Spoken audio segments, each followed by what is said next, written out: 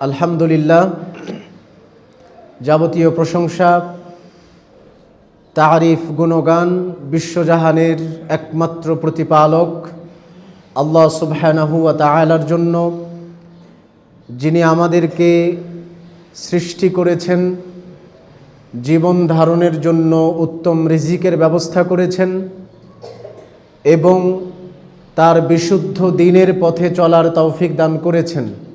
সেই আল্লাহর শুকরিয়া জ্ঞাপন করছি, আলহামদুলিল্লাহ। দরুদ এবং সালাম বর্ষিত হোক আমাদের সর্বশেষ এবং সর্বশ্রেষ্ঠ রাসূল আহমদ মুহাম্মদ মুস্তাফা সাল্লাল্লাহু আলাইহি ওয়াসাল্লামের প্রতি। আজকের জুমার খুতবায় সংক্ষিপ্তভাবে যে বিষয় নিয়ে আলোচনা করার ইচ্ছা পোষণ করেছি, সে বিষয়টি হচ্ছে রিজিক, দ্বিতীয় পর্ব। আমি রিজিক সম্পর্কিত বিগত খুতবায় আপনাদের সামনে উপস্থাপন করার চেষ্টা করেছিলাম রিজিকের প্রকার, তথা কিছু রিজিক আছে যেগুলো রিজকুন খাস বলা হয়, বিশেষ রিজিক, অর্থাৎ তাওহীদের পথে টিকে থাকতে পারা, সুন্নাহের পথে টিকে থাকতে পারা, ঈমান সহকারে বেঁচে থাকতে পারা, সালাত আদায় করতে পারা, এক কথায় আল্লাহ সুবহানাহু ওয়া তাআলার বিধিনিষেধগুলো মেনে চলতে পারা, চলার সক্ষমতা অর্জন করাটাই হচ্ছে বিশেষ রিজিক। আর কিছু আছে যেগুলো রিজকুন আম তথা সাধারণ রিজিক, যেটা দুনিয়ার ভোগ সামগ্রী, উপকরণ, যেটা আমরাও সকলে পাই, কাফের মুশরিকরাও পেয়ে থাকে, দুনিয়াবি টাকা পয়সা, অর্থ সম্পদ, খাবার দাবার, ভোগবিলাস ইত্যাদি। এবং আপনাদেরকে আমি বোঝাবার চেষ্টা করেছিলাম যে আমাদের যারা সালাফ ছিলেন, আমাদের যারা উত্তরসূরি ছিলেন, পূর্বপুরুষ যারা ছিলেন, সাহাবায়ে কেরাম যারা ছিলেন, তারা কখনোই এই দুনিয়া কেন্দ্রিক যে রিজিকটা, এটার পেছনে পাগলের মতো হন্য হয়ে তারা খুঁজে বেড়াননি, বা এটার পেছনে তারা লেগে থাকেননি যতটা তারা শ্রম দিয়েছেন রিজকুন খাস তথা বিশেষ রিজিক পাওয়ার জন্য। এবং আমি আপনাদেরকে বলেছিলাম যে আল্লাহ সুবহানাহু ওয়া তাআলার এই পথে টিকে থাকতে গিয়ে, তাওহীদ এবং সুন্নাহের পথে অটল থাকতে গিয়ে যদি দুনিয়ার সংকীর্ণতা আপনাকে স্বীকার করে নিতে হয়, দুনিয়াবি কোনো চড়াই উতরাইয়ের মাঝে পতিত হতে হয়, তাহলে সেটা মেনে নিয়ে তার উপরে ধৈর্য ধারণ করে চলার পরামর্শ আপনাদেরকে দিয়েছিলাম, যেটা আমাদের সাহাবীরাও করেছেন, আমাদের সালাফগণ করেছেন। কারণ আমরা জেনেছি যে নবী মুহাম্মদ সাল্লাল্লাহু আলাইহি ওয়াসাল্লাম, তার বাড়িতেও কখনো কখনো খাবার ছিল না, তিনি ক্ষুধার কারণে রাস্তায় বের হতেন। আমরা জেনেছি যে আবু বকর, ওমরের মতো সাহাবীরা রাদিয়াল্লাহু আনহুমা, তাদের বাড়িতেও খাবার থাকতো না, তারাও ক্ষুধার যাতনায় রাস্তায় বের হতেন। এর মানে এটা নয় যে তারা অসহায় ছিলেন, তারা নিঃস্ব ছিলেন, দরিদ্র ছিলেন, কিছুই ছিল না, এটা কিন্তু এটা প্রমাণ করে না। বরং তাদের সম্পদ ছিল, তাদের সব কিছু ছিল, কিন্তু তারা ওইভাবে কুক্ষিগত করে রাখেনি নিজেদের কাছে, তারা দিয়ে দিতেন মানুষদেরকে। আপনারা আবু বকর রাদিয়াল্লাহু আনহু এর কথা জানেন যে উনি তাবুকের যুদ্ধে আল্লাহ এবং তার রাসূলকে বাড়িতে রেখে যা ছিল সব কিছু দিয়ে দিয়েছিলেন তাবুকের যুদ্ধে, সুবহানাল্লাহ। আপনারা ওমর ইবনুল খাত্তাবের কথা জানেন, তিনি বলেছিলেন যে আমার জীবনের যত সম্পদ তার অর্ধেক আমি আল্লাহর পথে দান করে দিলাম এই যুদ্ধে। উসমান ইবনে আফফান রাদিয়াল্লাহু আনহু, তিনিও সীমাহীন সম্পদ আল্লাহর পথে ব্যয় করেছিলেন। আর নবী মুহাম্মদ সাল্লাল্লাহু আলাইহি ওয়াসাল্লাম, তার ব্যাপারে তো একটা হাদিসই আছে যে আন্না নাসাম মিনাল আনসার সাআলু রাসূলুল্লাহ সাল্লাল্লাহু আলাইহি ওয়াসাল্লাম, আনসারীদের মাঝে, মদিনাবাসীর মাঝে কিছু সাহাবী, কিছু মানুষ আল্লাহর নবীর কাছে এসে কিছু চাইলেন। ফাআতাহুম, আল্লাহর নবী তাদেরকে দিলেন। সুম্মা সাআলুহু, দ্বিতীয়বার আবার চাইলেন। ফাআতাহুম, দ্বিতীয়বার আবারও দিলেন। সুম্মা সাআলুহু, তৃতীয়বার আবারও চাইলেন। সুম্মা আ'তাহুম, তৃতীয়বারও তিনি না করেননি, তিনি দিয়ে দিয়েছেন। এরপরে চতুর্থবার যখন চেয়েছেন, হাত্তা নাফিদা মা ইনদা, এমনকি রাসূলুল্লাহ সাল্লাল্লাহু আলাইহি ওয়াসাল্লামের কাছে যা ছিল সব কিছু আগের 3 বারে দিয়ে শেষ হয়ে গেছে। তো চতুর্থবার যখন আবার চেয়েছে তখন তিনি বলছেন যে শোনো, মা ইয়াকুন ইনদি মিন খাইরিন ফালান আদাখিরাহু আনকুম, আমি নবী মুহাম্মদ সাল্লাল্লাহু আলাইহি ওয়াসাল্লাম আমার কাছে যদি কোনো কল্যাণকর বিষয় থাকে, কোনো দামি বিষয় থাকে, কোনো উপকারী বস্তু যদি আমার কাছে থাকে আর আমি সেটা তোমাদেরকে না দিয়ে আমি নিজের কাছে জমা করে রাখবো, এই মন মানসিকতার অধিকারী তোমাদের নবী মুহাম্মদ নন। সুবহানাল্লাহ।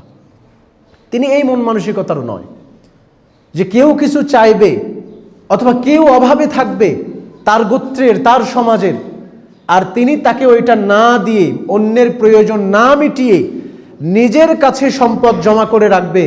তিনি বলছেন যে আমি এই স্বভাবের নই, আমার কাজ হচ্ছে মানুষকে সহযোগিতা করা।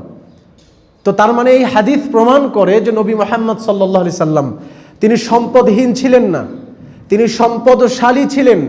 তার নিকটে সম্পদ আসতো, কিন্তু এটা তিনি অন্যের উপকারে বিলিয়ে দেওয়ার চেষ্টা করেছেন, অন্যকে দিয়ে দেওয়ার চেষ্টা করেছেন, অন্যের অভাব মিটাবার চেষ্টা করেছেন। ওই যে খাদিজা রাদিয়াল্লাহু আনহার কথা আপনারা জানেন, যখন হীরা পর্বত থেকে ওহী নিয়ে আল্লাহর রাসূল সাল্লাল্লাহু আলাইহি ওয়াসাল্লাম কাঁপতে কাঁপতে বাড়িতে চলে আসলেন, এসে বললেন যে জাম্মিলুনি জাম্মিলুনি, খাদিজা আমাকে চাদর দিয়ে আবৃত করে নাও, আমাকে চাদর দিয়ে ঢেকে ফেলো। লাকাদ খাশিতু আলা নাফসি, আমি আমার নিজের জীবনের উপরে ভয় পাচ্ছি, না জানি কি হয়ে যায়, না জানি আমার মৃত্যু হয়ে যায় কিনা। এই ঘটনা আমার সাথে ঘটে গেল। বিশাল দেহ আকৃতি নিয়ে একজন আসলেন আসমান থেকে, এসে আমাকে বলল ইকরা, পড়ো। আমি বললাম পড়তে তো জানি না। তিনি আমাকে এত জোরে চেপে ধরলেন, হাত্তা বালাগা মিন্নি আল জাহাদু, আমার প্রাণ বের হয়ে যাওয়ার উপক্রম হলো। দ্বিতীয়বার ছেড়ে দিয়ে আবার বলছেন পড়ো। আমি বললাম পড়তে তো জানি না, আমি নিরক্ষর মানুষ, উম্মি মানুষ, কিছুই জানি না। ওই ফেরেশতা আবারও আমাকে জোরে চেপে ধরলো, এত জোরে যে আমার প্রাণ বের হয়ে যাওয়ার উপক্রম হলো। তৃতীয়বার একই অবস্থা। চতুর্থবারে গিয়ে তিনি আমাকে বললেন ইকরা বিসমি রাব্বিকাল্লাযী খালাক, যে রব আপনাকে সৃষ্টি করেছেন আপনি তার নামে পড়ুন। এই যে ঘটনাটা নিয়ে তিনি বাড়িতে আসলেন, এসে বলছে যে আমি হয়তো মারা যাব, আমার জীবনের আশঙ্কা করছি আমি, তুমি আমাকে কম্বল দিয়ে ঢেকে নাও। তখন খাদিজা রাদিয়াল্লাহু আনহা, তার স্ত্রী, তিনি তাকে সার্টিফিকেট দিচ্ছেন যে এটা আপনার সাথে কখনোই হওয়া সম্ভব নয়। ইন্নাল্লাহ লা ইখজিকা আল্লাহু আবাদা, আল্লাহ তাআলা আপনাকে কখনোই অপমানিত করবেন না, লাঞ্ছিত করবেন না, এমন কিছু করবেন না যেটাতে আপনার অপমান হবে। কারণ ইন্নাকা লা তাসিলুর রাহিমা, আপনি তো আত্মীয়তার বন্ধন রক্ষা করেন। ওয়া তাহমিলুল কাল্লা, আপনার যতটুকু আছে এটা দিয়ে আপনি অভাবী দুস্থদের দায়িত্ব গ্রহণ করেন।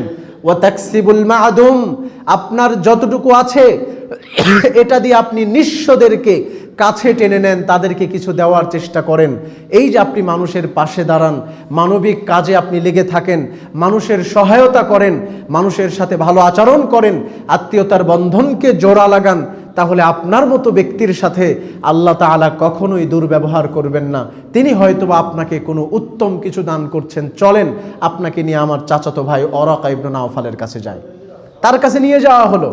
তখন তিনি বললেন যে যিনি এসেছিলেন এই লোকটার কাছে, মুহাম্মাদের কাছে, তিনি সাধারণ কোনো মানুষ নয়, তিনি হচ্ছেন আন-নামুস, তিনি হচ্ছেন আসমান থেকে আল্লাহর পক্ষ থেকে প্রাপ্ত দূত, ফেরেশতা জিবরাইল আলাইহিস সালাতু ওয়াস সালাম। আল্লাহ রাব্বুল আলামিন তাকে ওহী নিয়ে নবী মুহাম্মদ সাল্লাল্লাহু আলাইহি সাল্লামের কাছে পাঠিয়েছিলেন। সম্মানিত উপস্থিতি, তার মানে আমরা বুঝতে পারছি যে নবী মুহাম্মদ সাল্লাল্লাহু আলাইহি ওয়াসাল্লাম নিঃস্ব হতদরিদ্র ছিলেন না, বরং তার নিকটে সম্পদ থাকলে উনি সেটা মানুষকে দিয়ে দেওয়ার চেষ্টা করেছেন। এবং আমাদের সালাফদের দৃষ্টান্ত দেখলেও আমরা বুঝতে পারি যে নবী মুহাম্মদ সাল্লাল্লাহু আলাইহি সাল্লামের সাহাবীরা তারাও সম্পদ উপার্জন করেছেন, আল্লাহর পথে ব্যয়ও করেছেন, নিজেদের কাছে কুক্ষিগত করে জমা করে রাখেননি। তাদের জীবন আদর্শটা এমন ছিল যে তারা সম্পদ উপার্জন করত, কিন্তু উপার্জন করতে গিয়ে আল্লাহকে ভুলে যাইতো না। এমনভাবে উপার্জন করত যেখানে আল্লাহর স্মরণ থাকে, যেখানে আল্লাহকে ভুলে যাওয়া যায় না। আবার তারা এরকম করত না যে পুরো দুনিয়ার পেছনে পড়ে থাকতেন আল্লাহকে ভুলে গিয়ে, এটা তারা করতেন না। আবার পুরো আল্লাহর পথে থাকতে গিয়ে দুনিয়াকে ভুলে যাইতেন, স্ত্রী সন্তান তারপরে পরিবার প্রয়োজন তাদের কোনো খেয়াল খবর রাখতেন না, এই রকমও তাদের স্বভাব ছিল না। যতটুকু সামর্থ্যের মাঝে তারা উপার্জন করার চেষ্টা করেছেন, আল্লাহর পথে ব্যয় করার চেষ্টা করেছেন এবং ইসলামকে শতভাগ মেনে চলার চেষ্টা করেছেন। এটাই ছিল তাদের জীবন আদর্শ। মহান আল্লাহ সুবহানাহু ওয়া তাআলা মানুষদেরকে লক্ষ্য করে বলেছেন, হে পৃথিবীর মানুষ, ইন্নাল্লাহা হুয়ার রাজ্জাকু যুল কুওয়াতিল মাতিন, তোমরা রিজিক নিয়ে দুশ্চিন্তা করিও না, তোমরা জীবিকা নিয়ে টেনশন করো না, কারণ আল্লাহ তাআলাই হচ্ছেন সবচেয়ে বড় রাজ্জাক, রিজিক দাতা। তিনি তোমাদের রিজিকের ব্যবস্থা করবেন। এবং আল্লাহ রাব্বুল আলামিন অন্য জায়গায় বলেছেন যে ওয়ামা মিন দাব্বাতিন ফিল আরদি ইল্লা আলাল্লাহি রিজকুহা, পৃথিবীতে এমন কোনো প্রাণী নেই, এমন কোনো কীট পতঙ্গ নেই, এমন কোনো মানব এবং যে কোনো ধরনের জীবন ধারণকারী বস্তু নাই যার রিজিকের দায়িত্ব দায়ভার আল্লাহ তাআলা নিজ হাতে নেননি, এমন কোনো কিছুই নাই। সব কিছুর দায়িত্ব আল্লাহ সুবহানাহু ওয়া তাআলা নিয়েছেন। আপনি আশরাফুল মাখলুকাত, আপনার রিজিকের ভার যে আল্লাহর হাতে, একটা টয়লেটের কীট পতঙ্গের রিজিকের ভার সে আল্লাহর হাতে, এই কথা মহান আল্লাহ সুবহানাহু ওয়া তাআলা বলেছেন। এবং নবী মুহাম্মদ সাল্লাল্লাহু আলাইহি ওয়াসাল্লাম তার হাদিসেও বলে দিয়েছেন যে লান তামুতা নাফসুন হাত্তা তাস্তাকমিলা রিজকা, পৃথিবীতে কোনো মানুষের মৃত্যু হবে না, কোনো মানুষ মারা যাবে না, মালাকুল মাউত তার জীবন নিবে না যতদিন না তার রিজিকের কোঠা শেষ হয়। আল্লাহ তাআলা তার তাকদিরে যতটুকু লিখে রেখেছেন এতটুকু শেষ না হওয়া পর্যন্ত ফেরেশতা মালাকুল মাউত আসবে না, তার জীবনও নিবে না, তার মৃত্যুও ঘটবে না। এ কথাই চূড়ান্ত, যেটা নবী মুহাম্মদ সাল্লাল্লাহু আলাইহি সাল্লাম বলেছেন। তবে এখন এটার জন্য কখনোই নিরাশা হতাশাগ্রস্ত হওয়া যাবে না। আমাদের মানব জীবনের একটা বড় সমস্যা হচ্ছে যে আমরা আমাদের মানবিক জীবনে একটু যদি হোঁচট খাই আমরা হতাশাগ্রস্ত হয়ে যাই, আমরা বেকারগ্রস্ত হয়ে যাই, টেনশন, চিন্তিত হয়ে যাই। অথচ এটা কিন্তু পরিপূর্ণভাবে ইসলামের বিপরীত একটা কাজ, ইমানের বিপরীত একটা কাজ। এমনকি কিছু কিছু ক্ষেত্রে এটা ইমান বিধ্বংসী কাজ। কারণ মহান আল্লাহ সুবহানাহু ওয়া তাআলা নিষেধ করেছেন পবিত্র কোরআনুল কারিমে যে ওয়ালা তাইআসু মির রাউহিল্লাহ, আল্লাহর রহমত থেকে তোমরা নিরাশ হইও না। কেন? ফাইন্নাহু লা ইয়াইআসু মির রাউহিল্লাহ ইল্লাল কওমুল কাফিরুন, আল্লাহর দয়া, আল্লাহর রহমত থেকে একমাত্র নিরাশ হয়, হতাশাগ্রস্ত হয় তারাই যারা হচ্ছে কুফফার সম্প্রদায়, যারা অস্বীকারী, যারা আল্লাহকে বিশ্বাস করে না, আল্লাহ যে রহম করতে জানে এটা মানে না, ইসলাম যে দয়া করতে জানে এটা বোঝে না, এরাই একমাত্র আল্লাহর দয়া এবং রহমত থেকে নিরাশ হয়ে যায়। সুতরাং তোমরা যারা আছো মুসলিম, তোমরা আল্লাহর রহমত দয়া থেকে নিরাশ হইও না। এবং আল্লাহ সুবহানাহু ওয়া তাআলা মুহাম্মদ সাল্লাল্লাহু আলাইহি ওয়াসাল্লামকে বলেও দিয়েছেন কুল ইয়া ইবাদিয়াল্লাযীনা আসরাফু আলা আনফুসিহিম লা তাকনাতু মির রাহমাতিল্লাহ। মুহাম্মদ সাল্লাল্লাহু আলাইহি ওয়াসাল্লাম আপনি আপনার উম্মতকে বলে দেন যারা তাদের নিজেদের উপরে জুলুম করেছে, পাপাচারে লিপ্ত হয়েছে, অন্যায় কাজ করেছে, লা তাকনাতু মির রাহমাতিল্লাহ, তোমরা আল্লাহর রহমত থেকে নিরাশ হইও না। ইন্নাল্লাহা ইয়াগফিরুয যুনুবা জামিআ, কারণ আল্লাহ তাআলা বড় থেকে বড় পাপীকেও তিনি ক্ষমা করে দিয়ে থাকেন, বড় থেকে বড় ধরনের পাপকেও তিনি মাফ করে দিয়ে থাকেন। সুতরাং তার রহমত থেকে তোমরা নিরাশ হইও না। নিরাশ হওয়াটা ইসলামের সঙ্গে মানায় না, মুসলিমদের সঙ্গে মানায় না, এটা মুসলিমদের বিপরীত একটা বিষয়। কারণ হচ্ছে একজন মুমিন সে সুখে থাকলেও এটাও তার জন্য কল্যাণকর, আবার সে যদি দুঃখে কষ্টে থাকে এটাও তার জন্য কল্যাণকর। বিশ্বনবী মুহাম্মদ সাল্লাল্লাহু আলাইহি ওয়াসাল্লাম এমনটাই বলেছেন। মানে মুমিনের জীবনে হারাবার কিছু নাই, মুসলিমের জীবনে হতাশার কিছু নাই। সে সুখে থাকলে এটাও কল্যাণকর, সে দুঃখে থাকলে এটাও তার জন্য কল্যাণকর। এই কথা মুহাম্মদ সাল্লাল্লাহু আলাইহি ওয়াসাল্লাম বলেছেন। তিনি বলছেন আজাবান লি আমরিল মুমিন, মুমিনদের বিষয়টাই হচ্ছে আশ্চর্যজনক। যারা মুসলিম ইমানদার এদের বিষয়টাই আমার কাছে আশ্চর্য মনে হয়। কি সেটা? ইন আসাবাতুহু সাররাউন শাকারা ফাকানা খায়রাল লাহু, কোন মুমিন যদি সুখে থাকে, একটু ভালো অবস্থানে থাকে, তাহলে সে আল্লাহর শুকরিয়া আদায় করে, আর এটা তো অবশ্যই কল্যাণকর। ওয়া ইন আসাবাতুহু দাররা, আর কোন মুমিন যদি কষ্টে থাকে, বিপদে পতিত হয়, দুঃখে পতিত হয়, তাহলে সবারা, সে ধৈর্য ধারণ করে, ওয়া কানা খায়রাল লাহু, আর এটাও তার জন্য কল্যাণকর। তাহলে একটা মুমিন সুখে থাকলে শুকরিয়া আদায় করবে, এটাও কল্যাণকর। আবার একটা মুমিন যদি কষ্টে পতিত হয় সে ধৈর্য ধারণ করবে, এটাও তার জন্য কল্যাণকর। ধৈর্য ধরাটাও কল্যাণকর, এটা রাসূল সাল্লাল্লাহু আলাইহি সাল্লাম তার অন্য একটা হাদিসে বলেছেন যে ওয়ামা উতিয়া আহাদুন আতাআন হাসানান ওয়া আওসা মিনাস সাবরি। এই পৃথিবীতে মানুষকে যত কিছু দান করা হয়, এই পৃথিবীতে মানুষকে যা কিছু দান করা হয়, এর মধ্যে সবচেয়ে দামি, সবচেয়ে প্রশস্ত, সবচেয়ে মূল্যবান দান হচ্ছে সবর বা ধৈর্য। সুবহানাল্লাহ। তার মানে পৃথিবীতে যাকে ধৈর্য দান করা হয়েছে, সে বিপদে ধৈর্য ধরতে জানে। এর মতো দামি সম্পদ আল্লাহ তাআলা কাউকে আর কিছুই দেয়নি যাকে ধৈর্য দিয়েছে তাকে। সুতরাং একজন মুমিন সুখে থাকলে আল্লাহর শুকরিয়া আদায় করবে, আর দুঃখে থাকলে সে ধৈর্য ধারণ করার চেষ্টা করবে, আর উভয়টাই হচ্ছে মুমিনের জন্য কল্যাণকর। সুতরাং মুমিনদের জীবনে হতাশা, টেনশন, পেরেশানের কোনো কিছুই নাই। এবং এটা আমাদেরকে খেয়াল রাখতে হবে যে রিজিক বেশি হওয়া, দুনিয়াতে টাকা পয়সা বেশি হওয়াটা যেমন আল্লাহর ভালোবাসার লক্ষণ নয়, আবার টাকা পয়সা অবস্থান কম হওয়াটাও আল্লাহর যে আপনাকে ঘৃণা করেন এটা তার কিন্তু লক্ষণ নয়। টাকা পয়সা বেশি হয়েছে মানে আল্লাহ আপনাকে ভালোবাসেন, বিষয়টা এমন নয়। আবার যার টাকা পয়সা কম, অর্থবিত্ত অবস্থান কম, সামাজিক মূল্যায়ন কম, তাকে যে আল্লাহ আবার ঘৃণা করেন, বিষয়টা কিন্তু এমন নয়। কারণ এই পৃথিবীতে এমন অনেক মানুষ আছেন, অনেক লোক আছেন মজহুলুন ফিদ দুনিয়া, যারা এই দুনিয়াতে অপরিচিত কিন্তু মারুফুন ফিল আখিরা, আল্লাহর কাছে তার আখিরাতে কিন্তু বিশেষভাবে তাকে পরিচিত করে দেওয়া হবে। এই রকম কিন্তু অনেক মানুষ আছেন আমাদের দুনিয়াতে যাদের টাকা পয়সা কম, অর্থবিত্ত কম, সহায় সম্পত্তি কম, সামাজিক মূল্যায়ন কম, অবস্থান কম, কিন্তু তাদের অবস্থানটা কিন্তু আল্লাহর কাছে জোরালোভাবে আছে। আল্লাহর কাছে কিন্তু তার তৈরি হয়ে আছে একটা বিশেষ জায়গা। সুতরাং সেই বিশেষ জায়গার প্রতি আমাদের সকলকে ফোকাস করতে হবে, নজর দিতে হবে। এবং এই কাজ করা যাবে না যে রিজিকের দায়ভার, রিজিকের দায়িত্ব এটা যে আল্লাহর হাতে, আল্লাহ আমাদেরকে রিজিক দিবেন, এ কারণে আমি অলস হয়ে বসে থাকবো, এটারও সুযোগ ইসলামে নাই। আপনাকে পরিশ্রম করতে হবে, রিজিকের পেছনে আপনাকে হাঁটতে হবে, যেটা আল্লাহ সুবহানাহু ওয়া তাআলা পবিত্র কোরআনে বলেছেন যে হুয়াল্লাযী জাআলা লাকুমুল আরদা যালুলা, তিনি সেই রব, সেই আল্লাহ যিনি তোমাদের জন্য এই জমিনকে করে দিয়েছেন অনুগত। ফামশু ফি মানাকিবিহা, সুতরাং এই জমিনের পাহাড় পর্বত, অলিতে গলিতে, সমুদ্র বন্দরে যেখানে খুশি তোমরা ছড়িয়ে পড়ো। ওয়াকুলু মির রিজকিহি, এবং তার রিজিক তোমরা অন্বেষণ করতে থাকো। ওয়া ইলাইহিন নুশুর, এবং মনে রাখবে যে রিজিক অন্বেষণ করতে গিয়ে, দুনিয়া পাইতে গিয়ে আল্লাহকে ভুলে যাবা না, কারণ সে আল্লাহর দিকেই তোমাদেরকে ফিরে যেতে হবে। এই আয়াতের মধ্যে আল্লাহ রাব্বুল আলামিন আমাদেরকে বিশেষভাবে ইঙ্গিত প্রদান করেছেন যে কোনো মানুষ রিজিকের দায়িত্ব যেহেতু আল্লাহর হাতে, তো আল্লাহর ওপর দায়িত্ব ন্যস্ত করে বসে বাড়িতে থাকবে আর বলবে যে আল্লাহ আমাকে রিজিকের ব্যবস্থা করে দিবে, এটা কিন্তু ইসলামের সঙ্গে মানায় না, এটা ইসলামের আদর্শ নয়। প্রত্যেকটা মানুষকে রিজিকের জন্য প্রচেষ্টা করতে হবে, চেষ্টা করতে হবে, বের হতে হবে বাড়িতে, বৈধ পন্থায় যতটুকু তার আয়ত্তে আছে তাকে সেই চেষ্টাটুকু করে যেতে হবে। এটা মহান আল্লাহ সুবহানাহু ওয়া তাআলার নির্দেশনা।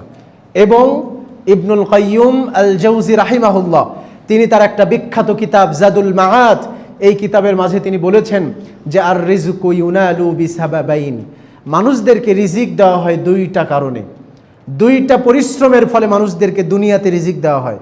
তার একটা হচ্ছে সাইল বাদান, প্রথমে তিনি বলেছেন যে শারীরিক প্রচেষ্টা থাকতে হবে, শরীর দিয়ে প্রচেষ্টা করতে হবে। 2 নম্বর ওয়া তাকওয়ার রব, মহান আল্লাহ সুবহানাহু ওয়া তাআলার ভয় থাকতে হবে। তার মানে আল্লাহ তাআলার ভয় প্লাস শারীরিক প্রচেষ্টা সমান সমান হচ্ছে আপনি দুনিয়াতে রিজিক প্রাপ্ত হবেন। আল্লাহর ভয় থাকতে হবে, শারীরিক পরিশ্রম থাকতে হবে, এর ফলে আল্লাহ তাআলা আপনাকে উত্তম এবং হালাল রিজিক দান করবেন। এই দুইটার মাঝে যদি যে কোনো একটা আপনি ছেড়ে ফেলে দেন তাহলে আপনি হয়তো রিজিক পাবেন, কিন্তু আপনার মধ্যে সমস্যা থাকবে। আপনি যদি শুধু শারীরিক পরিশ্রম করে শুধু টাকার পেছনেই ছুটলেন কিন্তু আপনি তাকওয়াকে ছেড়ে দিলেন, তাহলে এই রিজিক আপনার জন্য কল্যাণ বয়ে নিয়ে আসতে পারবে না। আবার হতে পারে যে আপনি শুধু তাকওয়ার পথে চলেছেন, কোনোদিন কোনো রিজিকের জন্য আপনি একটু পরিশ্রম করেন নাই, আপনি নিজের অর্থ ইনকামের জন্য কোনো শ্রম ব্যয় করেন নাই, তাহলে এটাও কিন্তু ইসলামের সঙ্গে যায় না, এটাও আপনার জন্য একটা ভুল হয়েছে। সুতরাং আপনি যদি রিজিক পেতে চান, আল্লাহর পক্ষ থেকে দুনিয়াবি রিজিক পেতে চান, তাহলে অবশ্যই আপনাকে আল্লাহর ভয় প্লাস আপনার শারীরিক প্রচেষ্টা থাকতে হবে। এই দুইটার সমন্বিত রূপ হচ্ছে আল্লাহ সুবহানাহু ওয়া তাআলা আপনাকে দুনিয়াতে রিজিক দান করবেন। এবং আমাদেরকে সব সময় রিজিকটা চাইতে হবে মহান আল্লাহর কাছে, আল্লাহর কাছে চাইতে হবে।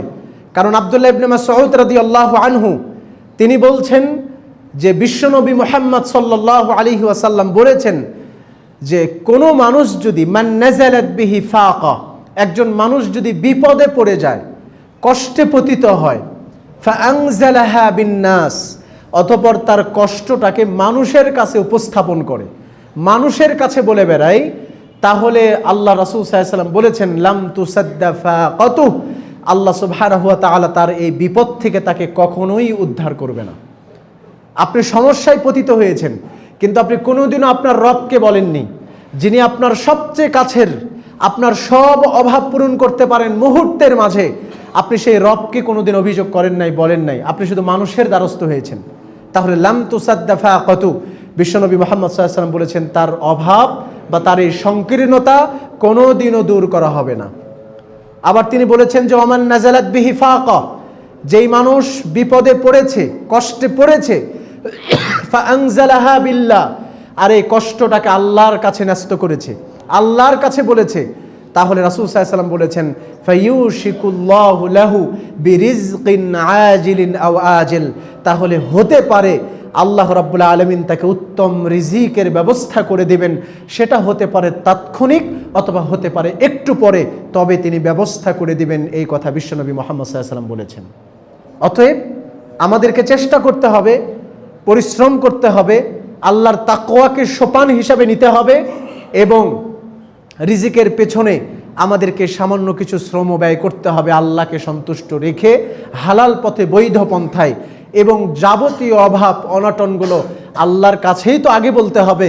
তাহলেই তো আল্লাহ সুবহানাহু ওয়া তাআলা হয়তো বা কোনো একটা মাধ্যমে আপনার অভাব তিনি বিমোচন করে দিতে পারেন। আর যদি আপনি আল্লাহকে ভুলে গিয়ে শুধু মানুষের দ্বারে চলে যান, মানুষের দ্বারস্থ হন, তাহলে এই অভাব বিমোচন করা কোনোদিনও সম্ভব নয়। কারণ মানুষ কিছু দেওয়ার ক্ষমতা রাখে না, মানুষ কিছু কল্যাণ করার ক্ষমতা রাখে না। রাসূল সাল্লাল্লাহু আলাইহি ওয়াসাল্লাম বলেছেন সারা পৃথিবীর সকল মানুষ যদি একসঙ্গে একযোগ হয়ে তোমার কোনো উপকার করতে চায়, ততটুকুই করতে পারবে যতটুকু তোমার তাকদীরে লেখা আছে, এর বেশি কিছুই করতে পারবে না। আর সারা পৃথিবীর মানুষ যদি এক হয়ে একযোগে একসঙ্গে তোমার ক্ষতি করতে চায়, তাহলে একটুও ক্ষতি করতে পারবে না যতটুকু না আল্লাহ তোমার জন্য লিখে রেখেছে এর বাহিরে। সুতরাং আমাদেরকে মনে রাখতে হবে আমাদের যাবতীয় চাওয়া পাওয়া সব কিছু যেন সুপ্রদ হয় আল্লাহর কাছে, আল্লাহর কাছেই যেন আমরা ফিরে যেতে পারি। এই চেষ্টা অব্যাহত আপনারা রাখবেন এবং পরিশ্রম করে যাবেন তাকওয়াকে সাথে রেখে। আল্লাহ তাআলা যেন আমাদেরকে উত্তম রিজিকের ব্যবস্থা করে দেন, সকলেই বলি আল্লাহুম্মা আমিন। এবং আমাদেরকে মনে রাখতে হবে কয়েকটা জিনিস, আমি আপনাদের জন্য সেগুলো উপস্থাপন করব। আসবাবু তাইসিরির রিজকি, রিজিকের পথটা সহজ হওয়ার জন্য কয়েকটা মাধ্যম আছে যেগুলো আমরা দুনিয়াতে ফলো করব, যেটা পবিত্র কোরআন এবং সুন্নাহ সম্মত। রিজিকটা সহজ হবে আমাদের জন্য, রিজিকের পথটা উন্মোচিত হবে আমাদের জন্য। আর আমি আপনাদেরকে আগেই বলেছি যে এই রিজিক মানে শুধু দুনিয়াবি খাবার ভোগ সামগ্রী নয়। রিজিক মানে একটা আম বিষয়, একটা ব্যাপক বিষয়, একটা সাধারণ বিষয়, ব্যাপক বিষয়, যেটা আপনার জীবনের যাবতীয় কল্যাণকর বিষয়কে রিজিক বলা হয়। আর এই রিজিকটা যদি আপনি পেতে চান, তাহলে কয়েকটা বিষয় আপনাকে মনে রাখতে হবে। তার প্রথমটি হচ্ছে তাকওয়ার রব, যেই কথা বলছিলাম সেটা হচ্ছে আল্লাহর ভয় ভিতরে সীমাবদ্ধ রাখতে হবে। কারণ একটা মানবিক জীবনে, মানুষের জীবনে সবচেয়ে দামি এবং মূল্যবান বিষয় হচ্ছে আল্লাহকে ভয় করতে পারা। কারণ এই পৃথিবীতে যত অরাজকতা, এই পৃথিবীতে যত বিশৃঙ্খলা, এই পৃথিবীতে যত ফিতনা ফাসাদ বিপর্যয়, তার মূল কারণ হচ্ছে মানুষের মাঝে আল্লাহর ভয় না থাকা। কোনো মানুষ যদি আল্লাহকে সঠিকভাবে ভয় করে, কোনো মানুষ যদি পরকালকে সঠিকভাবে ভয় করে, স্মরণ করে, তাহলে এই মানুষের মাধ্যমে সম্ভব নয় কোনো অশ্লীল কাজে লিপ্ত হয়ে যাওয়া, আল্লাহ দ্রোহী কাজে লিপ্ত হয়ে যাওয়া, ইসলামের বিপরীত কোনো কাজে লিপ্ত হয়ে যাওয়া ওই মানুষের দ্বারা সম্ভব নয়। আল্লাহ সুবহানাহু ওয়া তাআলা বলেছেন পবিত্র কোরআনে, ওয়া মান ইয়াত্তাকিল্লাহ ইয়াজআল লাহু মাখরাজা, কোনো মানুষ যদি আল্লাহকে ভয় করে, আল্লাহ রাব্বুল আলামিন তার বাঁচার রাস্তা তৈরি করে দেন। ওয়ায়ারযুকুহু মিন হাইথু লা ইয়াহতাসিব, কোনো মানুষ যদি আল্লাহকে ভয় করে তাহলে আল্লাহ রাব্বুল আলামিন তাকে রিজিকের ব্যবস্থা করে দেন। কোন পথে রিজিকের ব্যবস্থাটা করে দিবেন এটা ওই মানুষ, ওই ব্যক্তি নিজেও বুঝতে পারবে না কোন পথে তার রিজিকটা আসতেছে। সুতরাং আমাদের প্রথম যেটি মনে রাখতে হবে, আমাদের জীবনের প্রতিটা ক্ষেত্রে, প্রতিটা সেক্টরে আমরা আমাদের মহান সৃষ্টিকর্তা আল্লাহ সুবহানাহু ওয়া তাআলার ভয় এবং তার তাকওয়াকে অবলম্বন করব। পবিত্র কোরআনুল কারিমে তাকওয়া অবলম্বন করার জন্য, আল্লাহকে বিশেষভাবে ভয় করার জন্য অসংখ্য অগণিত আয়াতে কারিমা আল্লাহ রাব্বুল আলামিন অবতীর্ণ করে দিয়েছেন। ইয়া আইয়ুহাল্লাযীনা আমানুত্তাকুল্লাহা হাক্কা তুকাতি, হে পৃথিবীর মানুষ তোমরা আল্লাহকে যথাযথ ভয় করো। ওয়ালা তামুতুন্না ইল্লা ওয়া আনতুম মুসলিমুন, খাঁটি মুসলিম না হয়ে তোমরা মৃত্যুবরণ করো না। আল্লাহ সুবহানাহু ওয়া তাআলা বলেছেন, ইয়া আইয়ুহাল্লাযীনা আমানুত্তাকুল্লাহা ওয়া কুলু কাওলান সাদীদা, হে পৃথিবীর মানুষ তোমরা আল্লাহকে ভয় করো এবং সঠিক কথা বলার চেষ্টা করো। আল্লাহ রাব্বুল আলামিন বলেছেন, ইয়া আইয়ুহান নাসুত্তাকু রাব্বাকুমুল্লাযী খালাকাকুম মিন নাফসিন ওয়াহিদা, হে পৃথিবীর মানুষ তোমরা তোমাদের সেই প্রতিপালককে ভয় করো যিনি তোমাদেরকে একটা মাত্র প্রাণ, দেহ, আত্মা থেকে তোমাদেরকে সৃষ্টি করে সারা পৃথিবীতে তোমাদেরকে ছড়িয়ে ছিটিয়ে দিয়েছেন। তোমরা সেই প্রতিপালককে ভয় করার চেষ্টা করো। আল্লাহ সুবহানাহু ওয়া তাআলা বলেছেন, ওয়ালিমান খাফা মাকামা রাব্বিহি জান্নাতান, কোনো মানুষ যদি আল্লাহকে ভয় করে, আল্লাহকে ভয় করার মতো ভয় করে, আল্লাহ রাব্বুল আলামিন তাকে দুইটা জান্নাত দান করবেন। দুনিয়াটাকেও তাকে জান্নাতে রূপান্তরিত করে দিবেন, তার পরকালটাও জান্নাতে রূপান্তরিত করে দিবেন। মহান আল্লাহ সুবহানাহু ওয়া তাআলা বলেছেন, ওয়া আম্মা মান খাফা মাকামা রাব্বিহি ওয়া নাহান নাফসা আনিল হাওয়া ফাইন্নাল জান্নাতা হিয়াল মাওয়া, কোনো মানুষ যদি এই চিন্তা করে যে একদিন আমাকে আল্লাহর কাছে দাঁড়াইতে হবে, এই ভয়ে সে পাপ থেকে বিরত হয়, পাপ থেকে নিজেকে সংবরণ করে, তাহলে আল্লাহ রাব্বুল আলামিন বলছেন আমি তাকে জান্নাতুল মাওয়া দান করব। সুবহানাল্লাহ। এইভাবে অসংখ্য আয়াতে বিশ্ব আল্লাহ সুবহানাহু ওয়া তাআলা আমাদেরকে তাকওয়া অবলম্বন করার কথা বলেছেন। বিদায় হজ্জের ভাষণে লক্ষ লক্ষ মুসলিমদের সামনে আল্লাহর রাসূল সাল্লাল্লাহু আলাইহি সাল্লাম বলেছেন, হে পৃথিবীর মানুষ শুনে রাখো, ইন্না রাব্বাকুম ওয়াহিদ ওয়া ইন্না আবাকুম ওয়াহিদ, তোমাদের প্রতিপালক তিনি এক, তোমাদের আদি পিতা তিনিও একজন। সুতরাং মনে রাখবা, লা ফাদলা লি আরাবিয়্যিন আলা আজামিয়্যিন ওয়ালা লি আজামিয়্যিন আলা আরাবিয়্যিন, পৃথিবীতে কোনো আরবদের উপরে অনারবদের শ্রেষ্ঠত্ব নাই, আরবদের অনারবদের উপরে আরবদেরও কোনো শ্রেষ্ঠত্ব নাই। ওয়ালা লি আসওয়াদা ওয়ালা আহমারা ওয়ালা লি আহমারা আলা আসওয়াদা, কালো রঙের উপরে লাল রঙের কোনো শ্রেষ্ঠত্ব নাই, লাল রঙের উপরে কালো রঙেরও কোনো শ্রেষ্ঠত্ব নাই। ইল্লা বিত্তাকওয়া, পৃথিবীতে যদি শ্রেষ্ঠত্ব কোনো কিছু থেকে থাকে সেটা হচ্ছে তাকওয়া সম্বলিত হৃদয়। কারণ ইন্নামা আকরামাকুম ইনদাল্লাহি আতকাকুম, একমাত্র আল্লাহর কাছে প্রিয় ব্যক্তি হচ্ছে, সম্মানিত ব্যক্তি হচ্ছে ওই ব্যক্তি যেই ব্যক্তি আল্লাহকে বেশি ভয় করে। সুতরাং আমি আপনাদেরকে বিশেষভাবে বলবো, আপনি যদি আপনার রিজিকের পথটাকে প্রশস্ত করতে চান, আপনি যদি দুনিয়া এবং পরকালীন যে বিষয়গুলো আছে এগুলোকে যদি সহজ করতে চান, প্রথমত আপনাকে মনে রাখতে হবে জীবনের প্রতিটা সেক্টরে, মসজিদে এসে যেমন আল্লাহকে ভয় করেন, বাড়িতে গেলেও আল্লাহকে ভয় করার চেষ্টা করেন, অফিস আদালতে কর্মস্থলে গিয়েও আল্লাহকে ভয় করার চেষ্টা করেন। যে কোনো পেশার আপনি লোক হন না কেন, ওই পেশাতে আপনি আল্লাহকে ভয় করার চেষ্টা করেন, সততার সাথে কাজ করে যাওয়ার চেষ্টা করুন। এইভাবেই আমাদের রিজিকের পথটা সহজ হতে পারে।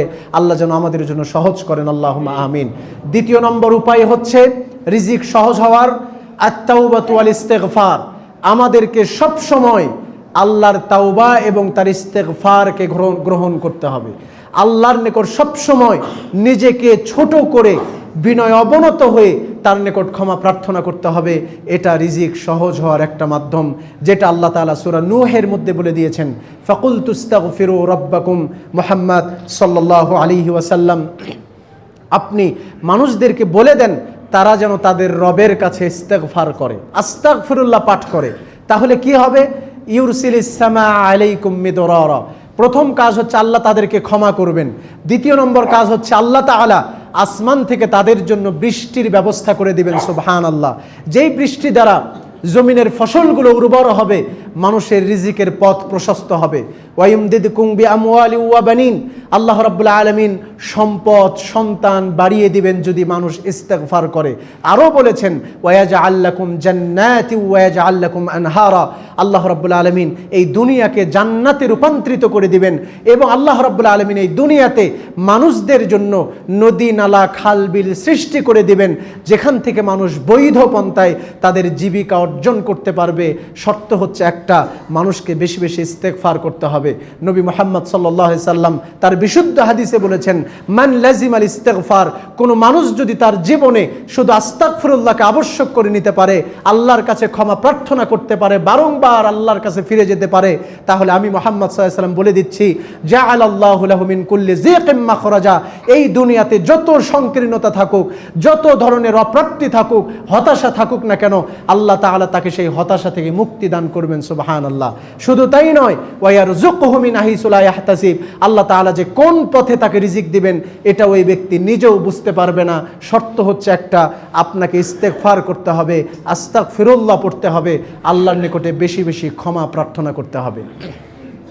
তৃতীয় নম্বর যেই কাজ সেটা হচ্ছে আত-তাওয়াক্কুল আলাল্লাহ, আল্লাহর উপরে ভরসা করবেন, যেই ভরসাটা একচ্ছত্র আল্লাহর জন্যই হয়। পাখিদের মতো ভরসা করবেন। পাখিদের কোনো চাকুরি বাকুরি নাই, ব্যাংক ব্যালেন্স নাই, এরপরেও দেখবেন যে সকালবেলা বের হয় খালি পেটে, যেটা রাসূল সাল্লাল্লাহু আলাইহি ওয়াসাল্লাম উদাহরণ দিয়েছেন হাদিসেই, যে তাগদু খিমাসন, খালি পেটে বাড়ি থেকে বের হয়, ওয়া তারুহু বিতানান, সন্ধ্যাবেলায় ভর পেটে বাড়িতে আসে। অথচ সে কোনো চাকুরিতে যায় নাই, সে কোনো ব্যবসায় যায় নাই, তার কোনো সম্পদ নাই, সেখানে গেছেছে, সে আল্লাহর ওপর ভরসা করে বাড়ি থেকে বের হয়েছে। সে অলসতা করে কিন্তু বাড়িতে বসে থাকেনি। দেখেন এই পাখি থেকে আল্লাহ তাআলা আমাদেরকে কতটুকু শিক্ষা অর্জন করতে বলেছেন। পাখি আল্লাহর ওপর ভরসা করে বাড়ি থেকে বের হয়, আল্লাহর উপরে ভরসা করে বাড়িতে বসে থেকে রিজিকের আশা করে না। বাড়ি থেকে বের হতে হবে, হালাল পন্থায় প্রচেষ্টা করতে হবে, আল্লাহর উপরে তাওয়াক্কুলও থাকতে হবে। আল্লাহ তাআলা পাখিকে ভর পেটে বাড়িতে ফিরিয়ে দিচ্ছেন, যেই কথা বিশ্বনবী সাল্লাল্লাহু আলাইহি ওয়াসাল্লাম আপনাদের জন্য হাদিসে বলে গেছেন। সুতরাং আপনি যদি আল্লাহর উপরে সেই সত্য তাওয়াক্কুলটা করতে পারেন, তাহলে যেই আল্লাহর উপরে ভরসা করার জন্য ফিরাউনের হাত থেকে মুসা আলাইহিস সালাতু ওয়াস সালামকে রক্ষা করার জন্য নদীর মাঝে সমুদ্রের মাঝে রাস্তা তৈরি করে দিতে পারেন, সেই আল্লাহ তাআলার উপরে ভরসার কারণে সেই একই আল্লাহ আপনাকে কিন্তু সঠিক স্বচ্ছ পবিত্র রিজিকের ব্যবস্থাও করে দিতে পারেন। মুসা আলাইহিস সালাতু ওয়াস সালামের অবস্থান কিন্তু সেই সময়ে আরও বেশি কঠিন ছিল। তার সাহাবীরা সঙ্গী সাথীরা বলছিল, মুসা ইন্না লামুদরাকুন, আজকে তো আমরা বন্দী হয়ে গেলাম, পেছনে ফিরাউনের দলবল আমাদেরকে ধাওয়া করেছে, পালাবার কোনো রাস্তা নাই, কোন দিকে যাব, আজকে তো মৃত্যু ছাড়া কোনো উপায় নাই। মুসা আলাইহিস সালাতু ওয়াস সালাম আল্লাহর ওপরে তাওয়াক্কুল করে বলেছিলেন, কাল্লা, কখনো নয়, ইন্না মাইয়া রাব্বি সায়াহদিন, আমার প্রতিপালক আমার সাথে আছেন, তিনি আমাকে একটা রাস্তা বের করেই দিবেন ইনশাআল্লাহ। সাথে সাথে আল্লাহ তাআলা ওহী করে দিলেন, ফাআওহাইনা ইলা মুসা, আমি মুসাকে ওহী করলাম যে আনিদ্রিব বিআসাকাল বাহার, তোমার হাতে যেই লাঠি আছে এইটা দিয়ে তুমি সমুদ্রে আঘাত করো। আল্লাহ তাআলা সমুদ্রের মাঝখান দিয়ে রাস্তা করে দিয়েছেন। সুবহানাল্লাহ। তাহলে সেই একই আল্লাহ, তিনি তো এখনো আছেন, সেই আল্লাহর আপনি বান্দা, তো আপনি যদি সেই আল্লাহর কাছে চান, তাওয়াক্কুল করেন, তাহলে সেই আল্লাহ, যেই আল্লাহ মুসাকে রাস্তা তৈরি করে দিতে পারেন, সেই আল্লাহ আপনাকে রিজিক দিবেন না, আপনাকে ভালো রাখবেন না, এটা তো কোশ্চিনকালেও হতে পারে না। আপনার আমার তাওয়াক্কুলের অভাব। সুতরাং সত্যই আল্লাহর উপরে ভরসা করার চেষ্টা করুন, পরিশ্রম করে যান, ইনশাআল্লাহ সফলতা আসবে। এরপরে চতুর্থ নম্বর কাজ হচ্ছে, আমরা যদি স্বচ্ছ রিজিক পেতে চাই, তাহলে সিলাতুল আরহাম, আত্মীয়তার বন্ধন আমাদেরকে রক্ষা করতে হবে। আজকে আমাদের মাঝে বন্ধন রক্ষা করার চেয়ে বিভিন্ন ইস্যু নিয়ে আত্মীয়তার বন্ধনকে ছিন্ন করার প্রবণতা সব জায়গায় দেখা যায়। সহিহ আল বুখারীতে প্রায় 7 বার একটা হাদিস এসেছে আত্মীয়তার বন্ধন জোড়া লাগানোর ফজিলত সম্পর্কে। 7 বার বর্ণিত হয়েছে একটা হাদিস। বিশ্বনবী সাল্লাল্লাহু আলাইহি ওয়াসাল্লাম বলছেন যে, মান সাররাহু আইয়ুবসাতা লাহু ফি রিজকি, কোনো মানুষ যদি চায় যে আল্লাহ তাআলা তার রিজিকে বরকত দিক, এটা যদি সে চায়, ওয়া ইউনসা লাহু ফি আসারি, তার হায়াতে আল্লাহ বরকত দিক, এটা যদি চায়, ফালিয়াসিল রাহিমা, তাহলে সে যেন ইমিডিয়েট এক্ষুনি তার আত্মীয়তার বন্ধনকে জোড়া লাগায়। সুবহানাল্লাহ। তাহলে আপনি এই দুনিয়াতে এত টাকা পয়সা ইনকাম করে কি করবেন? এই দুনিয়াতে আপনি অত্যাধিক হায়াত কামনা করছেন, কিন্তু তার মাধ্যমেই তো আপনি ছুটে ফেলেছেন। আপনি তো আত্মীয়তার বন্ধন রক্ষা করেননি, আপনি ভাই বোন ভাতিজি খালা ফুফিদের সাথে সম্পর্ক নষ্ট করেছেন। আর আত্মীয়তার বন্ধন রক্ষা করলে বড় থেকে বড় গুনাহকেও আল্লাহ তাআলা ক্ষমা করে দেয়। একজন ব্যক্তি বলছে যে ইন্না আসবতু যানবান, আমি বিশাল একটা অপরাধ করেছি, আল্লাহ নবীর কাছে আসলাম, এসে বললাম যে আল্লাহ নবী অনেক বড় পাপ করে ফেলেছি, হাল্লি মিন তাওবা, আমার জন্য কোন তাওবার সুযোগ আছে? তখন রাসূল সাল্লাল্লাহু আলাইহি ওয়াসাল্লাম চুপ করে থাকলেন, থেকে তাকে বললেন হাল্লাকা মিন উম্মিন, তোমার মা বেঁচে আছে? তখন তিনি বললেন যে না, আমার মা বেঁচে নাই। তো বললেন হাল্লাকা মিন খালাতিন, তোমার খালা বেঁচে আছে? তখন বললেন যে হ্যাঁ, আমার খালা বেঁচে আছে। তো রাসূল সাল্লাল্লাহু আলাইহি ওয়াসাল্লাম তাকে বললেন যে যাও ফাবির রাহা, খালার সাথে উত্তম আচরণ করো, যেভাবে মাকে দেখতে ওইভাবে খালাকে দেখো, তুমি যে পাপ করছো ওটা আমাকে বলতে হবে না, আল্লাহ তোমাকে ক্ষমা করে দিবে। সুবহানাল্লাহ।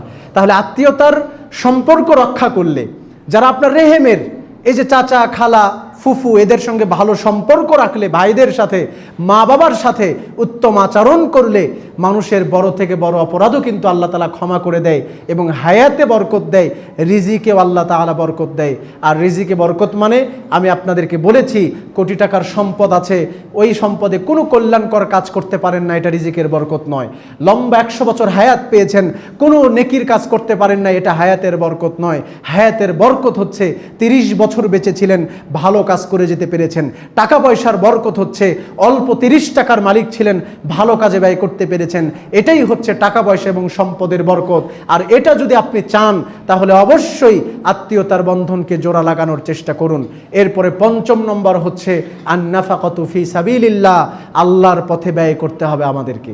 নিজের যতটুকু আছে এখান থেকে আল্লাহর পথে ব্যয় করার চেষ্টা করবেন, কারণ আল্লাহর পথে ব্যয় করলে সম্পদ কোনোদিনও কমে না, বরং সেটা বৃদ্ধি পায়। আপনি হয়তো বাহ্যিকভাবে দেখতে পাচ্ছেন যে কমে গেল, কিন্তু এটা আল্লাহর কাছে বৃদ্ধি পেয়েছে। কিভাবে বৃদ্ধি পায়? রাসূল সাল্লাল্লাহু আলাইহি ওয়াসাল্লাম বলেছেন, কোনো মানুষ যদি আল্লাহর কাছে কোনো কিছু দান করে, সেটা যদি খেজুরের টুকরা সমপরিমাণও হয়, আর ওটা যদি হালাল হয়, তাহলে আল্লাহ প্রথমত সেটা তার ডান হাত দিয়ে গ্রহণ করেন। সুবহানাল্লাহ। এরপরে তাকে লালন পালন করতে থাকেন। আপনারা যেইভাবে আপনাদের গরু ছাগলের বাচ্চাকে লালন পালন করে লাখ টাকার সম্পদ বানিয়ে ফেলেন, আল্লাহ তাআলা আপনার ওই খেজুর পরিমাণ হালাল সম্পদটিকে লালন পালন করতে করতে নেকিতে তিনি পাহাড় পরিমাণ করে দেন। সুবহানাল্লাহ। এ কারণে আপনি আপনার রিজিকে বরকত চাইলে আল্লাহর পথে ব্যয় করার চেষ্টা করবেন। 6 নম্বর কাজ হচ্ছে আল মুতাবাআতু বাইনাল হাজ্জি ওয়াল উমরা। সামর্থ্য যদি থাকে, তাহলে যত সামর্থ্য আছে, হজ তো একবার ফরজ, এরপরে উমরায় যাওয়ার চেষ্টা করবেন বারবার। হজে যাবেন, উমরায় যাবেন, সামর্থ্য যদি থাকে। এটার মাধ্যমে কি হবে? রাসূল সাল্লাল্লাহু আলাইহি ওয়াসাল্লাম বলেছেন যে তোমরা যাও, হজ এবং উমরায় যাও। কেন? ফাইন্নাহুমা ইয়ানফিয়ানিল ফাকরা ওয়াদ-দুনুব। হজ এবং উমরায় গেলে আল্লাহ তাআলা এই দুইটার মাধ্যমে মানুষের দারিদ্রতাও দূর করে দেয়, মানুষের অপরাধগুলোকেও ক্ষমা করে দেয়। সুবহানাল্লাহ। কেমনভাবে ক্ষমা করে?